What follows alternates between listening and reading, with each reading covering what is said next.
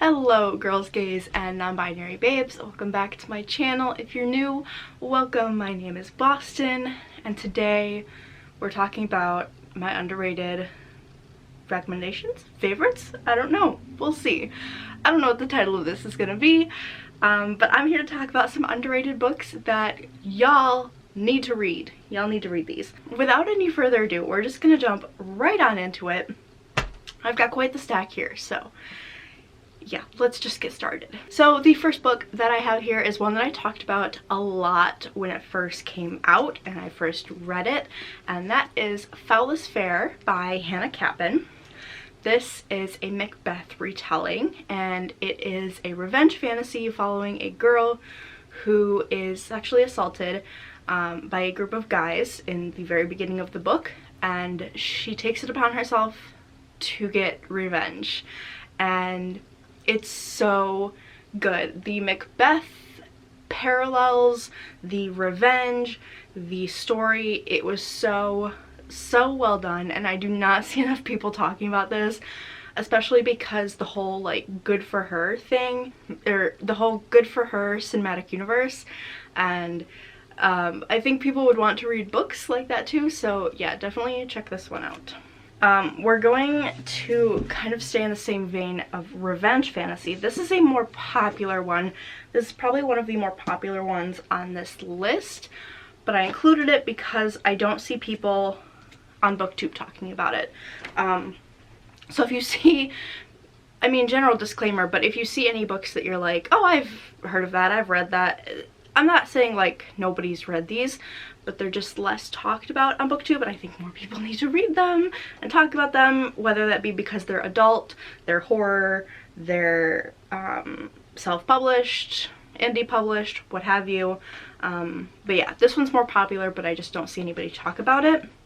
But that is They Never Learn by Lane Fargo. This is another revenge fantasy, and this is adult, it is thriller, it is sapphic. It checks all the boxes, baby. This is about a woman, well, it follows two women, 2 points of view. One woman is a professor, teacher at this college, and she is taking it upon herself to get some revenge on some of the awful guys on campus.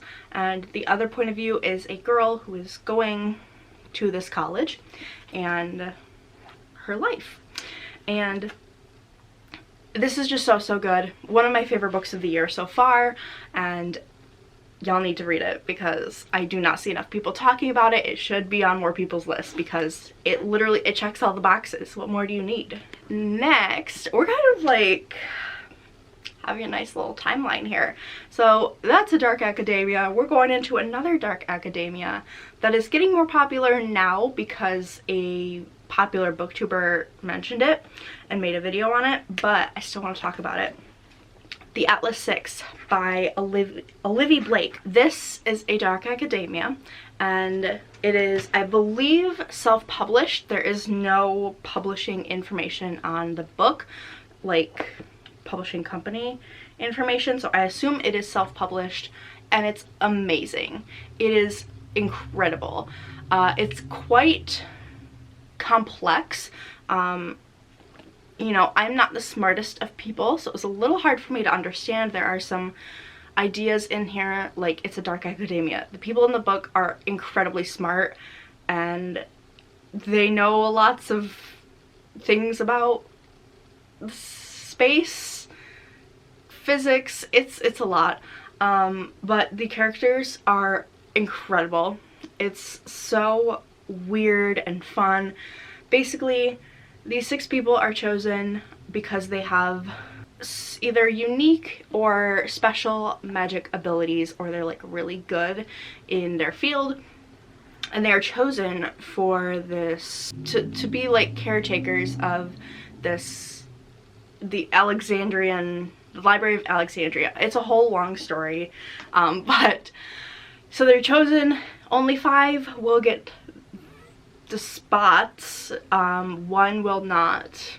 I'm sure you know where it's going, but our characters do not. And this is so So good. Please check it out, especially if you like dark academia. Please ignore my grubby little fingerprints all over it because it is a matte book. So the next 2 books I want to talk about are part of a series. I love this series. I read it last year. It was wonderful. But that is more of a, it's a duology, but they're companion books. But that is Who Fears Death and The Book of Phoenix by Nnedi Okorafor. So I know y'all read fantasy. I know y'all be reading fantasy. You need to read these. They're quite backlisted. Is that the word I'm looking for? Back published. They're published in 2011. Oh my god, but they're so good. Well, 2011, 2012, I assume. So good. If you like fantasy, please pick these up.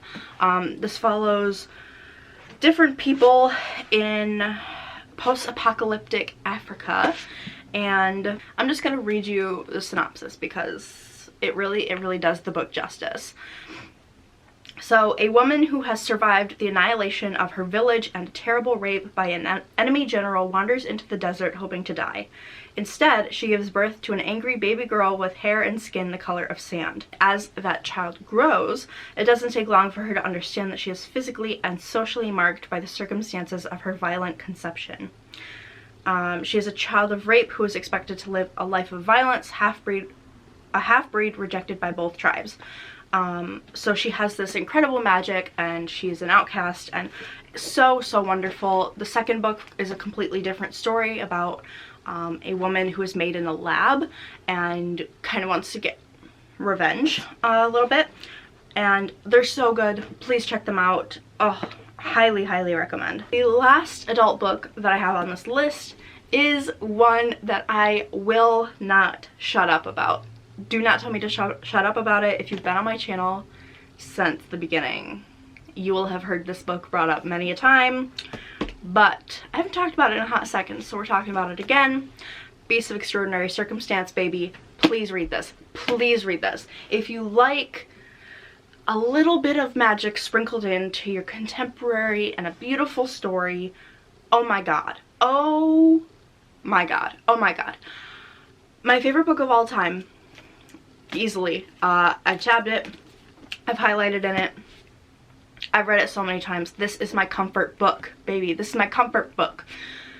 Oh my gosh, you need to read this. This is about a man who is born and lives for the first few years of his life with wolves. And this boy has some magic powers, but it's set in a contemporary world where magic is not like a thing. It's set in like our world. So he's got a little bit of magic in him, and he can do a lot of different things, and it follows his life, and it's told from perspectives of people who knew him, who loved him. It's so beautiful and so magical, and it's such a stunning story. Like, please pick this up. If there's one book on this list that I want you to pick up, it's this one, because I will never ever get over how beautiful this is. And I don't know when this was published, but I'm still waiting on Ruth Emmy Lang to publish another book. I think she's got one coming soon. I follow her on Twitter. She doesn't tweet much, just updates and stuff. But this was published in 2017. No book from Ruth Emmy Lang like since. But if this is the only thing she publishes, boy, she came in and went out with a bang, because this rocks. It rocks. I can't say anything more about it. I just love it so dearly. Okay, now we're gonna get into YA. These are all YA fantasy. One is a contemporary magical realism. So we're gonna start with that actually. That is Wild Beauty by Anna Marie McLemore. So this is once again, a very beautiful story about 5 girls who live in this, what's it called? They live in an estate. That's the word I'm looking for. They live together on this estate with their mothers, and basically there's this like kind of like this well-known secret that, or this well-known fact that any boy they fall in love with will die. And they tend to the grounds with their magic. They make flowers grow. They have this beautiful garden. It's so, so beautiful. It's so beautiful and so luscious. The prose is to die for. Just please read this. If you like, once again, magical realism, a little bit of magic with your contemporary, check this one out. Very, very, very underrated. So next, we are gonna go with The Good Luck Girls by Charlotte Nicole Davis. I'm actually currently rereading this because I got an arc of the sequel. Cannot wait to read it. I see nobody talking about this book and how awesome it is and the discussions that it has. Definitely a hard-hitting book, but it's also very entertaining in the same vein. It's just so wonderful. So it follows 5 girls who are in the beginning, they're in this basically a prostitution house. They either were born into it, sent there by their families because their families couldn't afford to feed them, and they kind of rise up together, escape. It deals with addiction, obviously traumatic situations, rape, all of that stuff, and they run and they become, what's the word? Outlaws. They become outlaws. So it's like a Wild West kind of place. It's so much fun. It deals with such good, not good topics, but it deals with topics, hard topics, in a good way. And I adore this book. More people need to read it. Please read this. The next book that I'm going to talk about is Beyond the Black Door by A.M. Strickland. This book in general just has so much meaning to me. Whenever I think of this book, I think of the discussion on gender and sexuality in here, and how easy to understand it is, and how easy it was to put yourself on that graph. And I just love that. But this, in general, is about a girl who can walk or can visit other people's dreams, or she can go to other people's souls while they are sleeping, and she can kind of walk around in them.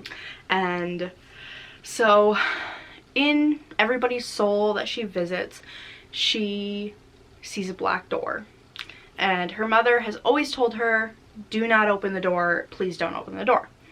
Well, her mother ends up dying, and she opens the door. I mean, it's called Beyond the Black Door.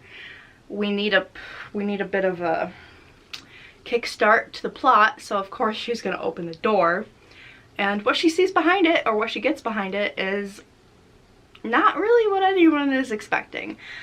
It's so good. I can't even explain it. It's amazing. And finally, we have another series that is not necessarily underrated, at least on my channel. I talk about this series a lot, this duology, but I think in general it's very underrated. But anyway, that is The Never Tilting World and The Ever Cruel Kingdom by Rin Chapecco. I will stop telling you guys to read these books when you guys actually read these books, because oh my god, they're phenomenal. I feel like I say this in every time I talk about them, but Jesus, if there's any trope you like, you'll find it in here. You'll find it in one of these books. There are 2 different romances, 4 different points of view. So, between the 2 romances, we have a sapphic romance. We have a hate to love. We have a princess and bodyguard trope. We have sunshine and grumpy character. We have there's only one bed. There's so many excellent tropes in here that I know y'all want, so come eat. Come eat. Read these books. Oh, probably one of the best fantasy, like YA fantasy series I've read. Oh my gosh, they're wonderful. So if you didn't know what these are about, it's about 2 twins who don't know the other person is still alive. No, I will not dive into that more. You'll have to find out for yourself. But They don't know the other person is still alive, and their parents broke the world. So they have to fix it, of course. And so the world does not move. So one is cloaked in darkness and the other is everlasting sunshine. And so wonderful. So wonderful. If anything, yes, I do read these for the romance. No, I'm not ashamed of that. I'm not a big romance person, but these hit different. So you guys need to read them. But anyway, that is it for this video. Let me know your favorite underrated book down below. And yeah, if you watched this far, leave me the sparkle emoji in the comments. And yeah, say hi, whatever. But yeah, thank you so much for watching, and I will see you in the next one. Bye-bye!